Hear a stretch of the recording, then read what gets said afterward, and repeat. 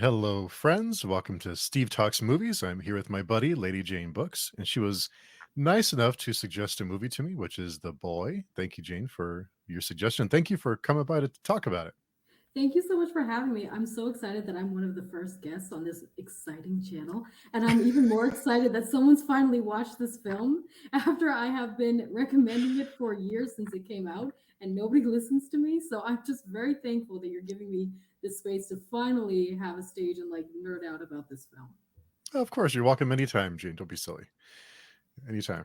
What I did realize, though, when I was watching this one is that I had seen the second one. Oh, Yeah, but no. it does a pretty good job at not revealing anything Oh, from the first one. But there's the house is in disrepair from what I remember, the house that yeah. they're in.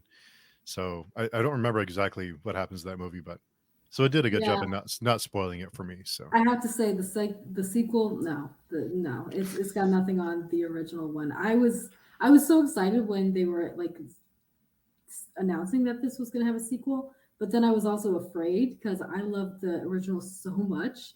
And quite frankly, I personally think the sequel is a letdown. And I think they're making oh, like a third, and I don't even know if I'm going to go there. But for me, the story has to end with the first one. wow, you're a diehard, the boy. You're a purist, huh? Oh, you have no idea, Steve. You have no idea. So let me ask you, Jane. So the first thing that strikes you in this one is so you're in another country and you show up to a house. You're supposed to be like a nanny, Mhm. and when you go to meet the child that you're supposed to be watching, they bring out a doll.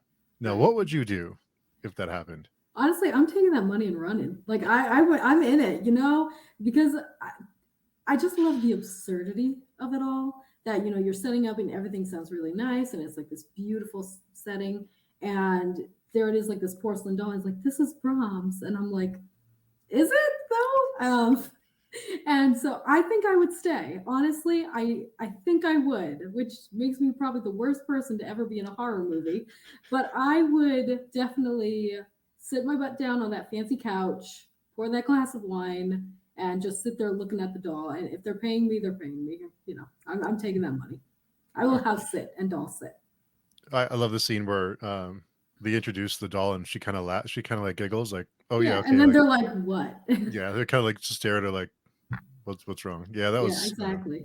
yeah, And it's so such and cinematically, it's such an insane moment, and that it sets the tone for everything. And you're just like Greta. You're like, what the heck? Like, how is this going to work? What could you possibly have to do to take care of a doll? Which I'm also like kind of amazed that they got that far with it. Um, because I'm like, it doesn't need to eat. What are we doing here? Like, why are you paying me? I mean, I'll take the money, but why are you paying me? So I think I love that moment, that first little like reveal. I thought it was so fun. and they're very strict with their she has to read slowly and clearly Mhm. and Loud, yeah. clear voice. Listen, Steve, I basically memorized this entire script. I'm just warning you right now. Okay. So what do you like about it? Like what makes this one of your favorites? What is it about this movie? Well, I think every every single aspect of the film was well thought out. You have this beautiful remote setting. The CGI is okay. The house could have a touch up, but I mean, we got the big picture. We have this. First of all, just the color grading is fantastic. You really get that cold, kind of foreign land type of feel, and this really like out there and no one's around, and like this very like elegant atmosphere too. And I mean, Steve, that's the color grading. Like that is Yeah. the very first impression you get, and for that to have um, communicated that so well to the viewer within seconds, I personally think is amazing. Um, the other thing that I really really like, and this is actually why I suggested it. Mhm. Recently, we were talking about a book that we didn't quite like, Yeah. and you had mentioned something about the misuse of misdirection, and how Yes. there's so many misdirections, and that none of them are fleshed out. And so it was a very disappointing experience. And I was thinking about that. And in my opinion, this is what happens when misdirection is done very, very well. Hmm. And if you think about it, it's the exact opposite of the book. It's the book that we read. This is not a Brahms book. Um, It's the exact opposite because there's just this one point and this one major twist. They're able to go into it with such detail, and that you're convinced as the viewer, you're convinced that you know, and so that makes when the reveal happens, it's incredible. Something else that I really really enjoyed is all the details of every single aspect of the film. Mhm. So if you take a look, you have an amazing characterization for basically every character except Malcolm. But Malcolm doesn't need to be. He's a Yeah. side character. But if you think about every single character, you know their motivations, you know their actions, you know the reason why they're doing everything, and predictably what they're going to do. And so having that level of characterization is pretty amazing as well. We don't get that, especially in a lot of horror movies. The last aspect that I truly love is the use of foreshadowing. This movie is chock full of foreshadowing. I have never seen this much of that type of cinematic use since The Prestige. And The Hmm. Prestige is a fantastic film. I don't know if you've seen it. You've probably seen it, right? I haven't yet. It's on my poll for the next movie to Oh, watch. I found, oh, that's a good one too. Um, but it's one of those films that when you look back, everything makes sense. Mhm. But when you look back again, you're seeing even more. And every single time you view it, you see something that you didn't before, and things make sense, and you can kind of get a deeper analysis into it. That's why I absolutely love this movie. And also, it's a creepy modern gothic. Let's just put Sure. it out there. And how many modern gothics are done very, very well. So I love this film. I think I mentioned that I watch it at least probably a couple times a month. I watched Wow. it twice this week, and my excuse was that I was going to be on this chat, but really I was just going to watch it twice this week. So, Wow. and that is completely true. So yeah, so that's what I think. You don't see that level of thought and detail in every single movie, and especially Hmm. not in horror movies nowadays, unfortunately. This movie is smart. This movie makes you think, and it makes you really appreciate the cinematic experience. Hmm. You were I not really expecting that deep of no. I love it. It's great. I love talking to people about what they're something that they're passionate about, like they're yeah, into. So it's always interesting to. But I totally agree with you about the color grading because you immediately have that. I mean, for me, I haven't been in the UK, but that kind of gloomy, overcast, little dull, like you get that feeling immediately of yeah, okay, we're not. It's you get that kind of vibe that yeah, we're somewhere and we're isolated. And I did like that she was sleeping on the way because that means that she wouldn't be able to find her way back. exactly. So she's See, like, yeah, see, yeah, yeah. And yeah. So also something else that I really like is that, not to interrupt you, but no, if you look at the film as a whole, there are a lot of bookends too. There's a yeah, lot of like she's arriving in a car, she's leaving in a car. You know what I mean? And so in that way, it's also come. And one of the first lines is, "It's like something out of a storybook." And you're thinking about it, and it's exactly like the close and end of a storybook. So it's those little details that I think elevate film and need to be in more films these days. But so it's funny. Everything you say, I'm going to have like a point about this, Steve. This is just how this is going to go. So perfect. so yeah. So but I'm glad you picked up on that because it's everything serves a purpose in this film, even the fact that she's sleeping in a car. Wow. Yeah. Yeah. Yeah. I did notice that because I think, especially now with technology, it's hard to eliminate technology from a lot of movies like this because you Mm. well just pick up your phone and call for help. So I did appreciate that. Like she wouldn't be able to find her way back. Like she's kind of trapped. Like Yeah. she doesn't know where exactly she is. So that gives you right away. You have that like, oh, where are we? Like, how did I get here? How far Yeah. was the ride? And What have where's I the next gotten myself place? into? Yeah. And I think and plus you have that socially awkward feeling when she's introduced to the doll and like everyone looks at her like she's crazy and she's when she's trying to laugh. Including Malcolm, which I thought was hilarious because like, you met proms, right? And so I love that moment between them two. He doesn't waste any time though, does he? He's No, yeah. no, no flies on him. He knows a good thing when he sees it. Just saying. Yeah, he doesn't waste any time. But I Uh will say, in all seriousness, I don't think they could have picked a better main character actress for this. yeah. I really don't think so. I've tried to like imagine, well, what if this one, no.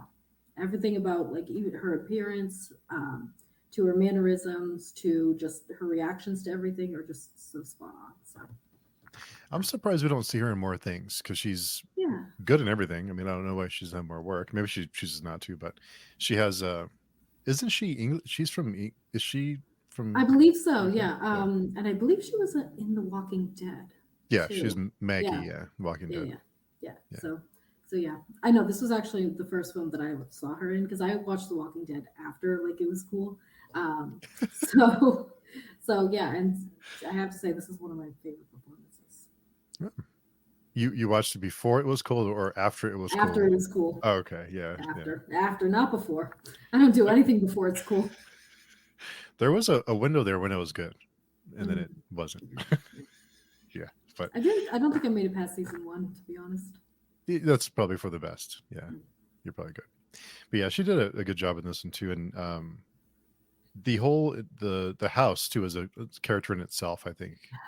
I love the set design. I told you everything you say, I'm gonna have like an essay on. The set design is so incredible because you don't see it sets that gothic tone that this is an old house. It has a lot of secrets. It has beautiful workmanship and craftsmanship. And did you notice that in the very first couple of scenes, it always pans to things with eyes? So like the Mm. bust of the deer or the antelope, the doll's eyes and everything. And that serves a very, very, very specific purpose. So even within before anything's like happening, we're getting so much foreshadowing. And Hmm. yeah, so go back and watch it. Now after this discussion, you're gonna go back and watch it and be like, yeah, Gene's right. I did notice. I wondered like why are we having close ups on all these eyes like, on the mounted Think about it. because he's watching. Yeah, things are watching.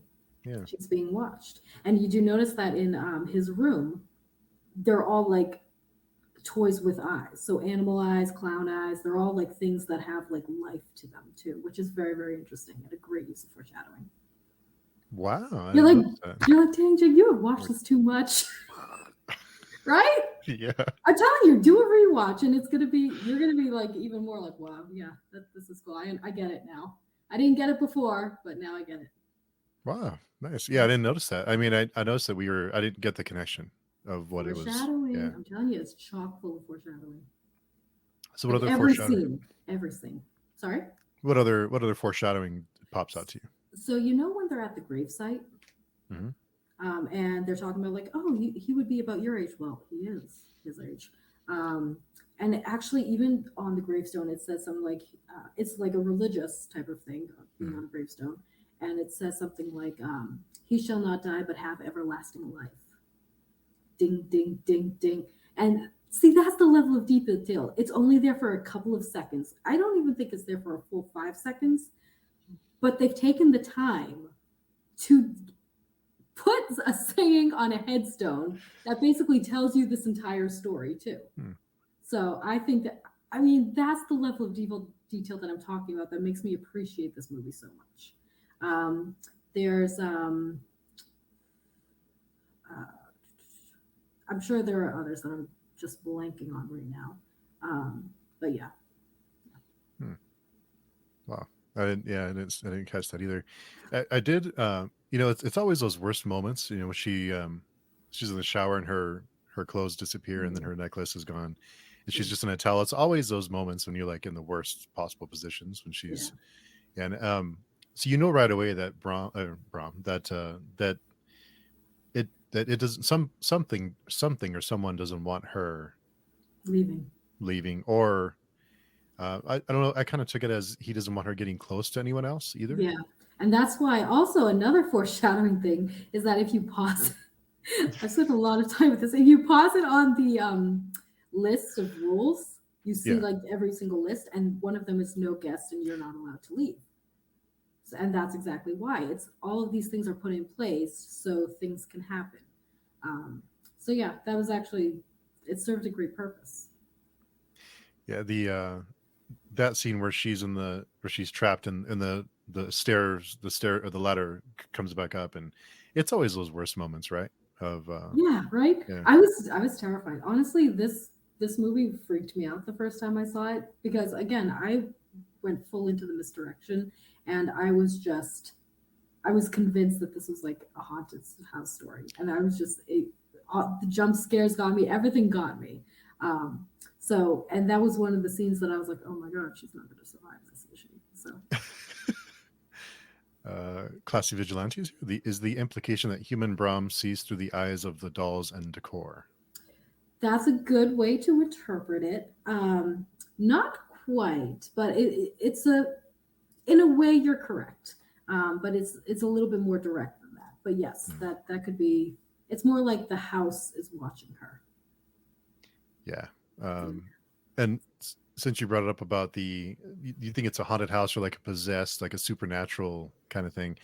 I was convinced it was like a super, like the spirit is in the Me doll. too. Me too. So, Even like the peanut butter and jelly sandwich, I'm just like, ghosts can make peanut butter and jelly sandwich. I'm doing this all wrong, like I'm ordering room service here. But no, I mean, but think about how powerful a film that is. That literally they can show Greta being served a physical peanut butter and jelly sandwich, and we're all convinced, like, yeah, it's a ghost. It's a ghost. Like, think about that. That's how well this misdirection was executed. Do you see what I mean? Because we have just on the first watch, of course, we have no idea about what's actually happening. And when you think about it really objectively, like a peanut butter and jelly sandwich appeared at her doorstep, and we're like, yeah, the ghost put it there. That's it. That's the only explanation. A ghost made her a peanut butter and jelly sandwich.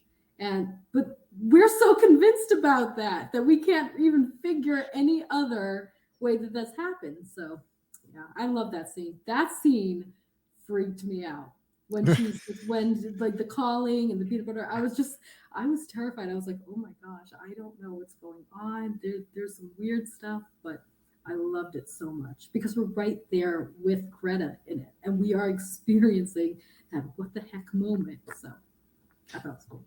the phone calls was, I think, of the creepiest thing. Yeah, the voice got me. I thought it was kind of funny when the because she's she's afraid, she's hiding behind in the room, and the plate gets set down, and it looks like two little feet. Yeah, I mean, even that left a little detail. You think it's Brahms' feet, like. Yeah. Well, yeah, I think that's what we kind of assume it is, and then we just kind of go there. Yeah, I agree. Yeah. And I loved when she she goes from being terrified to being like, oh, okay, well, I have a sandwich, so Yeah, I know. You're right. Fed me, whatever. this could work. Like, yeah, exactly. Room service. it kind of felt like she was starting to crack at that point. Like she was starting to lose her mind, or at least started to kind of lose it a Some little bit. semblance of, yeah. Well, yeah, when you think about it objectively, like she's alone, she has no contact with the outside world except for very limited calls with her sister. And she's there taking care of a doll and making a crap ton of money. Like, who wouldn't crack under those circumstances? Speaking of the sister, what a crappy thing to do to someone, to give the person your address. I know.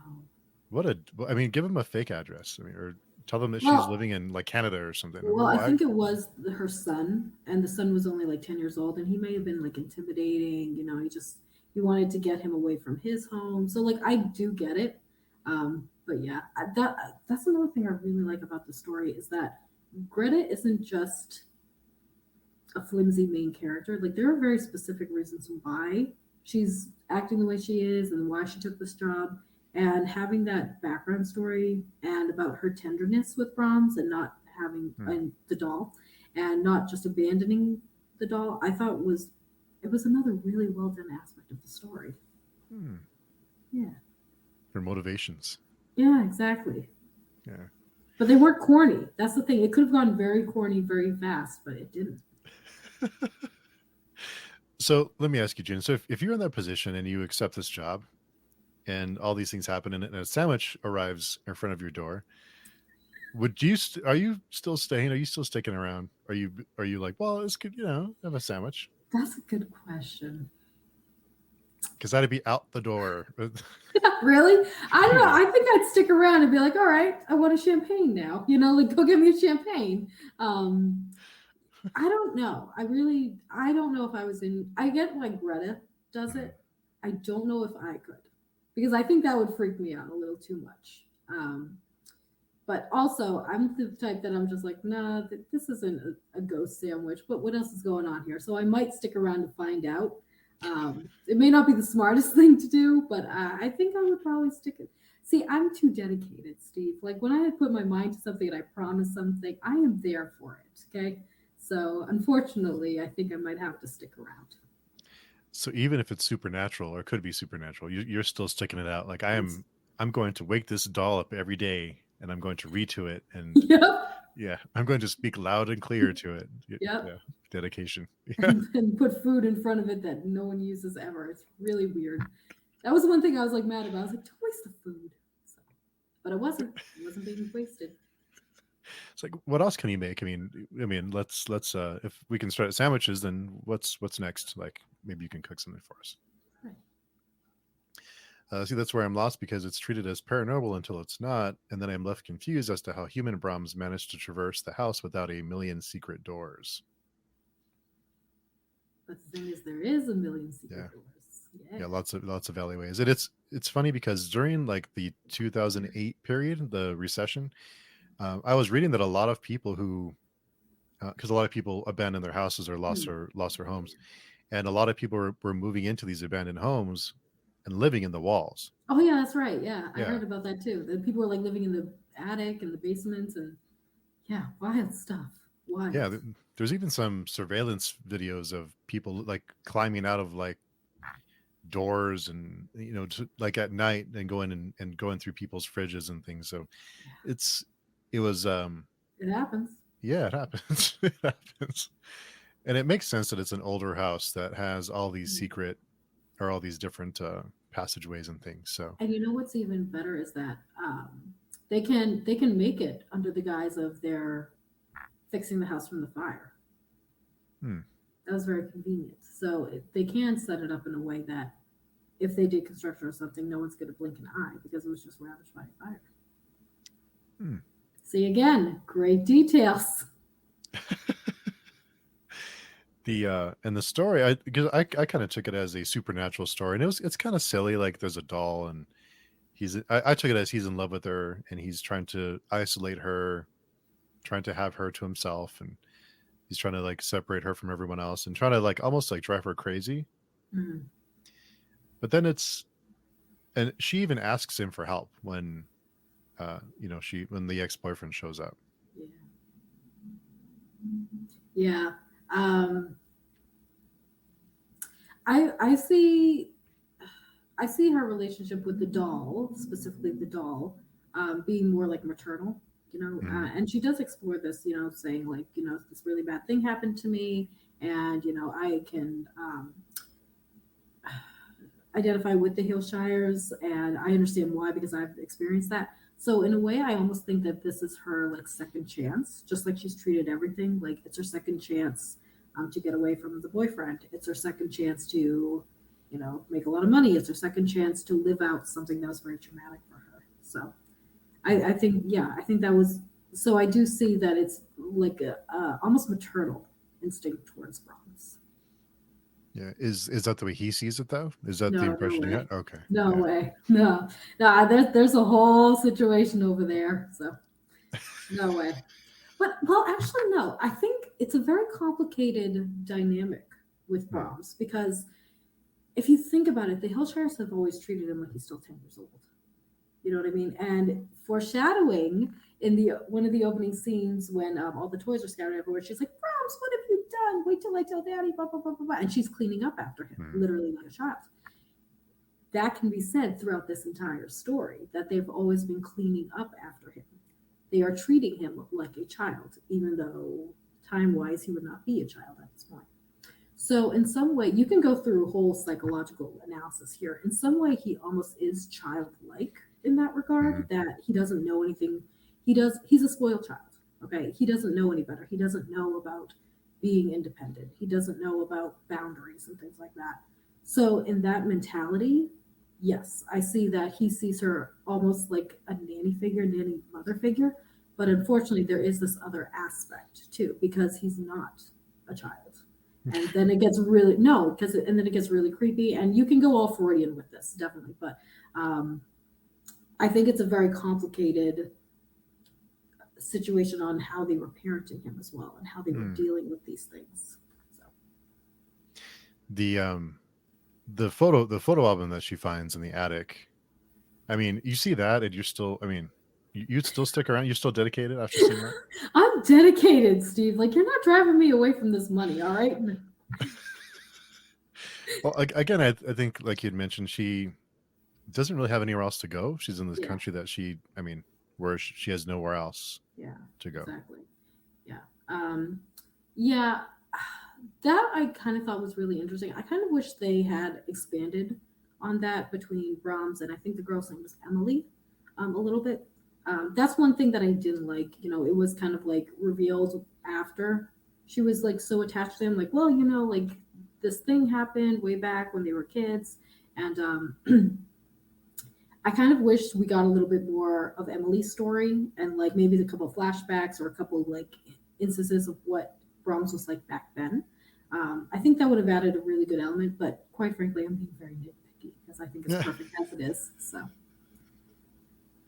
Oh, we can always find something to talk. I mean, something that we don't like about it. I mean, or yeah, that could be better. yeah. But then that's also a instance of the Hillshires cleaning up after them, and I think there is this. Again, this is another thing that when you watch it very closely, you're going to get a lot more nuance.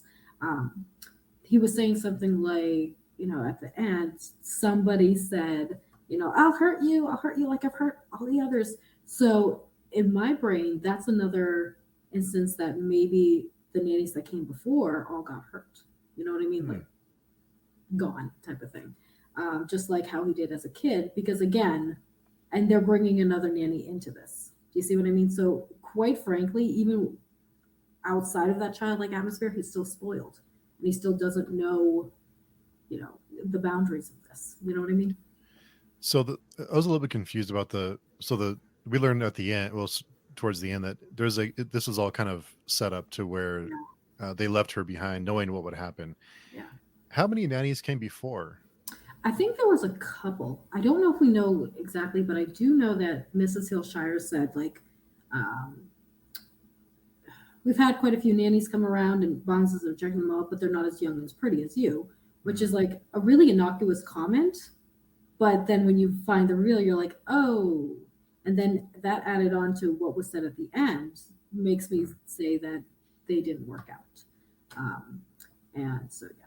And that's, I think, why this whole thing started setting in motion because I don't think the parents could deal with that level of guilt, knowing what was going on. So that's how I like to think about it. But So they left knowing what would, kind of like closing their eyes, and they don't want to know about it. This yeah, whatever will come. Like, yeah. was their intention to come back eventually? No, I don't think so.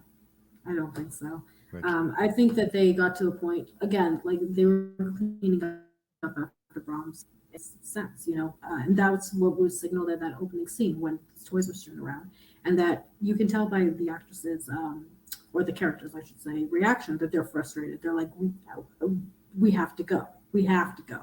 Um, so I don't think there was, unfortunately, and I think there's such a level of guilt. But this is also another interesting dynamic because you can make the argument that to them Brahms is still a boy. You know what I mean? yeah, Yeah, and like the little boy, like, because think about it, they're doing such, they're laying out clean clothes for a doll. Okay, like they're dressing a doll, they're reading to a doll. Um, these are all things that you would do like for a small child that couldn't take care of themselves. So you can make the argument that in some regard they knew, what was going to happen, but they've kind of convinced themselves that, well, he's childlike, you know what I mean? And so maybe that softens the blow, but I've seen it argued both ways that they're like, no, they don't know, but I personally think they did. Um, but I think it's a really interesting exploration of denial in that way. You know what I mean? That they've put themselves so far into denial, but at the end, that's not even true either because of their fate as well. So yeah, and I loved that it seemed like kind of a silly, fun, like this paranormal thing with the doll, but when the doll gets smashed into like powder, and he comes out of the he comes out of the wall, seeing that. seeing that adult come out of the wall, then you Oh my realize, God, it was so creepy. My first time watching that, I was like, "Who's that?" Like I didn't get it at first, but then I was like, "Oh my God!" Like, and then everything falls into place. But fun fact too, you can make the argument that this is actually a retelling of the famous book Phantom of the Opera, and you know hmm, why you can? Because it's a girl and like this like phantasmal idea and like this connection. Have you ever read that or ever seen it? it's been a long time. Okay, well, okay, bear with me. Second, that obviously she's being watched and kind of obsessed over. And third, the mirror and the mirror. So the in the Phantom of the Opera, he talks to her through the mirror, and he comes through into this world using the mirror. And in the film, they use him literally smashing through a mirror to come into the world here. So I thought that was really cool. I appreciated that. I kind of like that idea that it's a modern retelling of that classic story. Because when you watch back, you're like, yeah, I could see that too. But I thought that was a really fun nod to it. Huh. And the fact that in one of the shots you see that he has the mask, right? And then, it cracks and you can see the scars. That's a direct nod to Phantom of the Opera, if you think Oh, about it, because of the half mask and that he was burned. So you got to watch it again. You're going to get a lot more out oh, of it. okay, all So, right, so all yeah, so right. it's literally like a Phantom of the Opera retelling, but Wow. modern and pretty well done. Yeah, I loved when the ex boyfriend was swinging around the doll, and they're both no, don't do like Yeah, he's and then done like, them both to this point. right, and I'm just like this. I mean, how dumb do you have to be? Like, you literally woke up with the words "get out" and like dead rats in your suitcase. Come on now, man. Like, we're not going to push the envelope here. But evidently, He must be pretty good at moving around. I looking back on it, the doll does move, or like the direction his face is going. So it doesn't move. We never see it move. So we never see the doll physically move because he's being moved. yeah. So that's another thing, and he's never moved too much, just enough to where someone could sneak into the room and There you know. was one though, I think, and that was when during the peanut butter and jelly scene, where it was like lying down and then it's like set up, and that was when she had that moment, and she's like, "Oh my god," which I thought was pretty cool too. That was pretty That was creepy. like him revealing like himself to like, "I'm here." Or when she puts him on the ground and chalk outlines his body, and then closes the door, comes back. Exactly. Exactly. And I love Malcolm's reaction to that. He's like, I think you're tired. I'm like, oh my God, poor girl. Poor girl. I felt really bad for Malcolm when they're being chased at the end, and he goes and he's like, "No, run, go, leave me." And she's like, "Okay." Yeah, she's like, all She just right. goes, Yeah. "Bye." She just See ya. leaves him. See you, Malcolm. But also, something else that I really like about that scene is that this is also an exploration of Greta's struggle. So if you think back, Greta's always run from things. She's always run from her problems. She ran Hmm. away from Cole. She ran away from the doll like several times. And she's running away from the situation.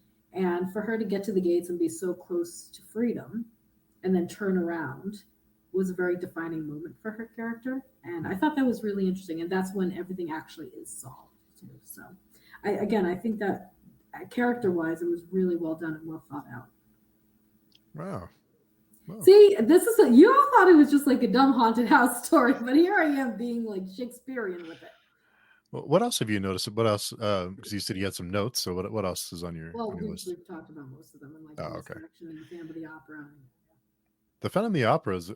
I didn't even think of that. yeah, That's really interesting. I'm sure that was intentional, right? I believe so. I think so, but you know, life imitates art. So When she goes back in, and I like how she took control of the situation, and she like it's time to go to bed, and she yeah, like now, yeah. like the nanny voice. And I was so surprised when Brahms actually like responded to that too, which I was like, that worked. Wait a minute. So yeah, I thought that was really interesting. Yeah, Brahms is an interesting character because I do think that in some regard, even though the parents were in denial and they thought of him as very childlike, there is this question of whether or not he could have survived a relationship like that.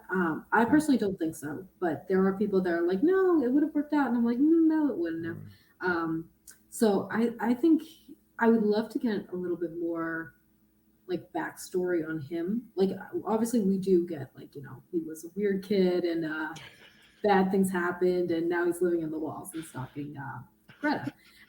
But beside that, like I think I think he has the potential to have a really great character analysis as well too. Hmm. Was he this way because the parents didn't stand up to him? Was he this way just because he was naturally this way? What else could have happened? What could have been done? So I think it's even like the character that we know the least about is really good. Hmm. Interesting. I didn't think about that. But do you think that you don't think it would have worked out had she just No, stayed?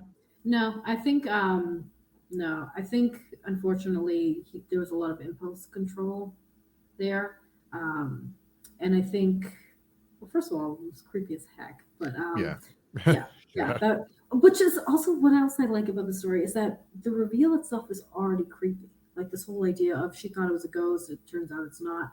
But then when you even it's very subtle, it's very very subtle, but when you even think about some of the implications of other things that were hinted at, it gets even more creepy, and it's like a double mind blowing. You know what I mean? No, no, but that's you know that's I think what I really really enjoy about the story. There are these subtleties here as well, and that's where the real horror comes in because Hmm. a guy stalking you in your walls is also like it's creepy, but then when you really think about some of the implications of that, it gets even more creepy, and that's what makes it so unsettling. So Hmm. I personally don't think so.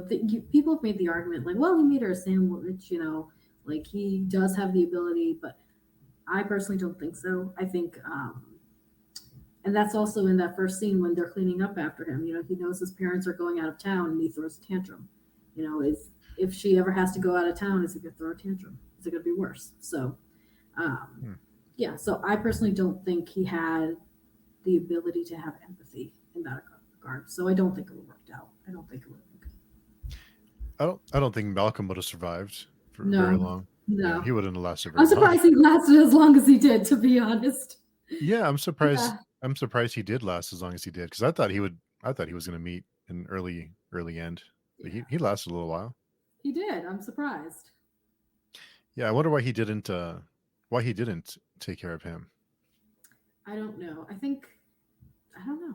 That's a good question. I've never really thought of that regard, but well, I think like they I think maybe the Hillshires had said, like, listen, we got a small pool of people here, that we can work with. He's the only grocer in town. We need food. Like, how about we just like keep him on the payroll? Um, and so, I do think, there is that dependency as well that Hmm. kind of like, yeah, but it's complicated. Yeah, It's a complicated matter. that's the only thing I could think of is that they needed him for food, Yeah. and they knew him, so it was kind of like if I kill him, then we might. She can't leave, Right. so it's got to Yeah. come from somewhere. Yeah. But I do think that was like the catalyst of like jealousy too, which I thought was really interesting. Yeah, and the whole "give me a kiss" thing at the end, when Yeah, no, that was creepy. Nope. yeah, that was creepy. Is the sequel a prequel or a sequel? Honestly, I didn't pay that much attention because I didn't like it within the first 5 minutes because it wasn't this. So I don't recall. I think which is weird because obviously at the very end we see the doll being put together again. So I don't remember if it was like cracked and things like that. I think it was the whole doll at that point, so I don't think it had been smashed. Um, but it doesn't really make sense time wise, which is why I don't want to think of the story continuing that way because it's not as well thought out as the original is. I think it was a I think it was a prequel because I remember the house burnt? Oh no, it wasn't. I'm checking the thing now. Maybe it is a sequel. Yeah, as it is after. Yeah, because otherwise the Hillshires would have been there. Yeah, Yeah. yeah, that's true. But then it's also weird because the doll is wholly, you know what I mean? So I'm like, no, you're losing the secret sauce here, guys. It's true. And can you imagine putting that doll back together after No. it gets turned into like powder? He's got a lot of time on his hands, okay? It's got a lot of time. It's got nowhere to be. No one to see. So who's bringing him food now? I mean, where is he getting his food from?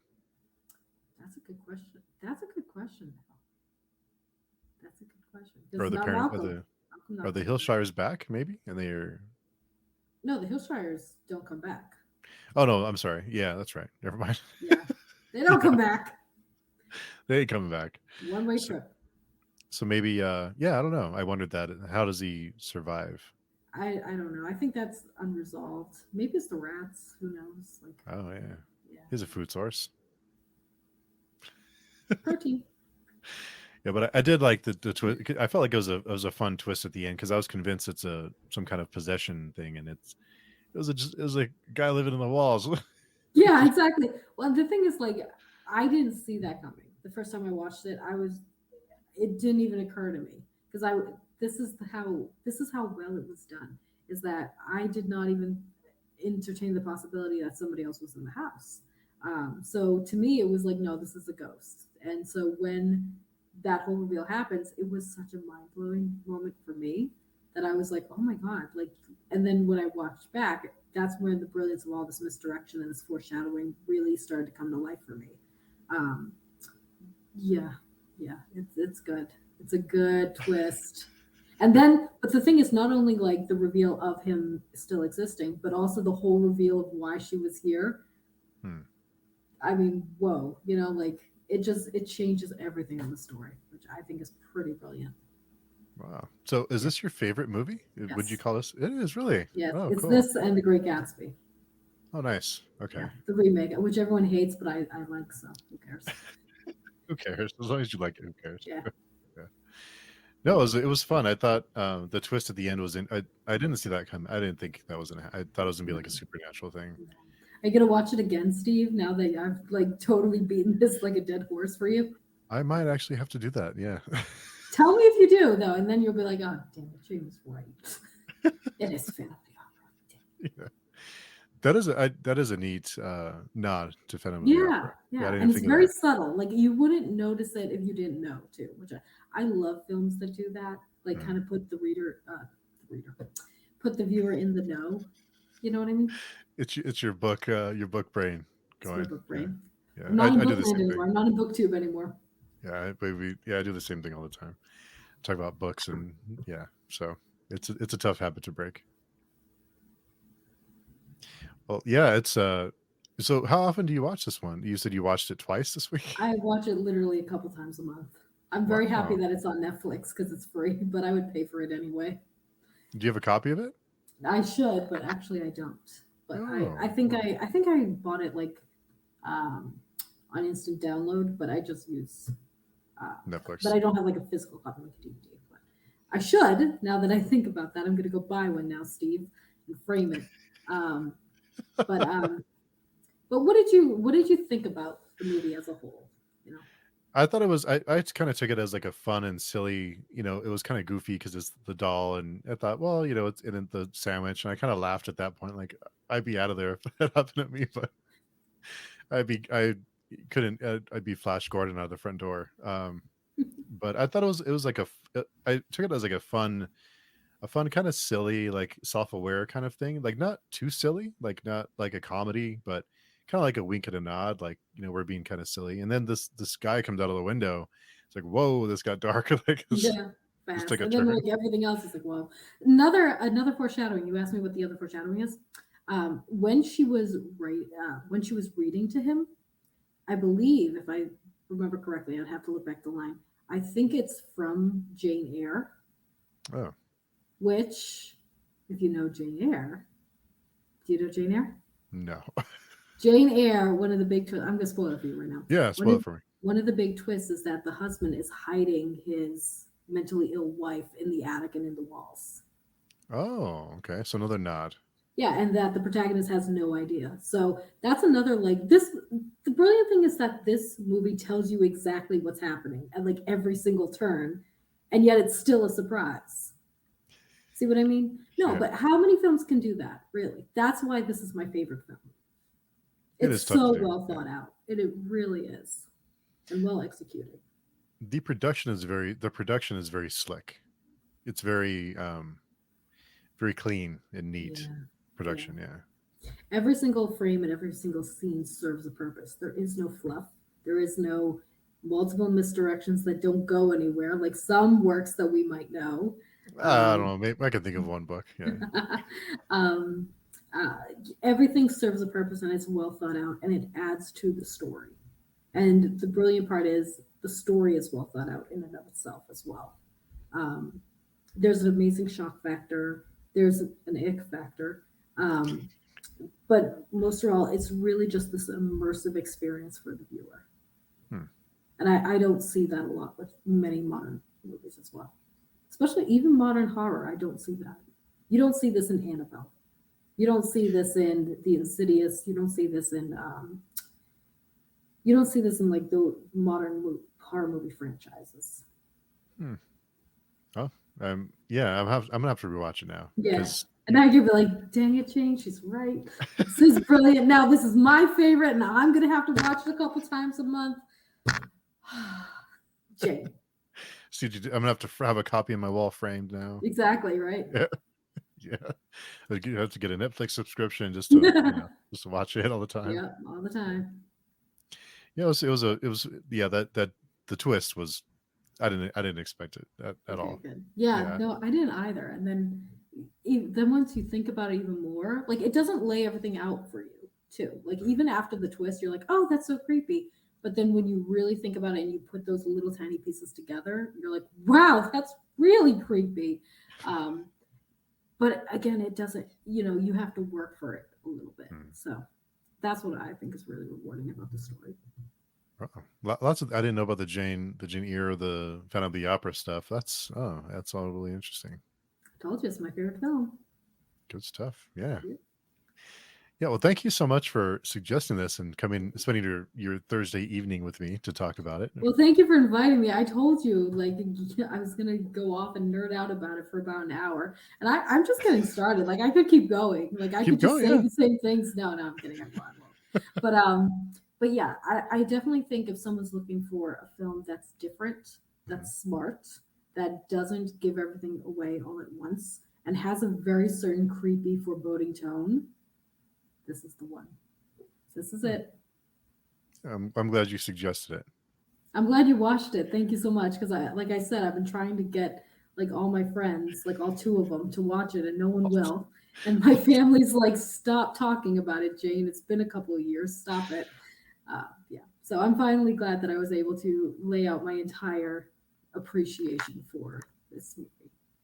Yes, yeah. No, I watched it last night, so it was a good time. Yeah, I watched it twice this week. I'm probably gonna go watch it again after this, to be honest. So if you do and you notice anything new, let me know. I You will. might catch I something will. new. Part Part two of two, this. yeah. And so if anyone wants to find you or your channel, where's the best place to find you? So I am Lady Jane at Lady Jane Books on YouTube. I also have an Instagram if you want to follow me there. But yeah, I talk about an array of books now. I do specialize in like more horror and creepy stories like this, but recently I've been trying to get into more modern books and to see if I can appreciate those as well. So if you want to follow along and join the discussion, Lady Jane Books. Yes, and we do have a couple of discussions for books in your channel, and We do, will and be yours too. yeah, And we we'll be got some coming up. We will be reading the CJ Tudor. The Burning Girls. Burning Girls, right? It's the orange one right there. Yes. Yep. Yeah. Don't know when that's going to be, but I'm excited for it. We always have Yeah. a good time, whatever we discuss. Yeah, I'm thinking sometime in the next few weeks, I think. Yeah. Absolutely. Good stuff. Cool. Well, thank you again, Jane. I know you're busy, so I really appreciate you taking some time to come and talk about your favorite movie with me. Thank you so much for watching my favorite movie. Finally, someone has watched The Boy and talked about it with me. Yeah, Brahm's sneak level is off the charts. Yes. That's also another creepy part, and I'm just like, he never got caught. Like, wow. And the thing is, it's so brazen too. Like he took her dress, like he took her jewelry, and we're still like, it's a ghost. So, well, and the angle of that shot too, when the angle of with the necklace being pulled off the sink, it looks like a child's point of view. Yeah. Again, very well thought out. Yeah. So I thought, oh, it's a Everything serves a ghost. purpose. Yeah. Or it's Yeah. the doll walking around, Yeah. which is, I don't know which is worse, the doll walking around or a spirit. I don't know. Don't know. They're both pretty bad. But thanks again, Jen. I really appreciate you coming by to chat with me. Thank you, Steve. This has been a blast. Yeah. See everyone soon.